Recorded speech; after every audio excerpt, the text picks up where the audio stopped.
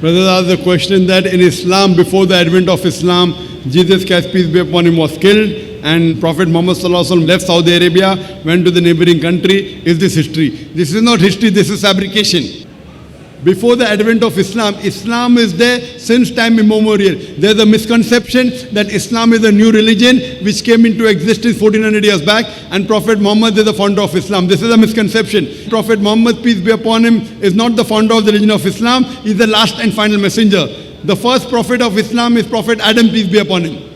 So if you say before the advent of Islam is before Adam, peace be upon him, you don't have knowledge about Islam, and this is only fabrication of the media. And Muhammad sallallahu alaihi wasallam left Saudi Arabia. At the time of Muhammad sallallahu alaihi wasallam, there was no Saudi Arabia at all. There was no Saudi Arabia, came recently. So what you're talking is all fabrication. Yes, Muhammad sallallahu alaihi wasallam left Mecca. He went to other parts. He went to Syria. But nowhere does it say that Jesus Christ, peace be upon him, died. What the Quran says in Surah Nisa chapter 4, verse 158, Allah subhanahu wa ta'ala raised Isa alayhi salam up to himself. And I told you earlier, the reason Allah has raised Jesus Christ, peace be upon him, is because his followers as a whole mistook him that he claimed divinity. In his second coming, he will again testify. He never claimed he was God, but he said, Ubudullah, worship Allah, Rabbi wa Rabbakum, my Lord and your Lord. Hope that answers the question. Thank you.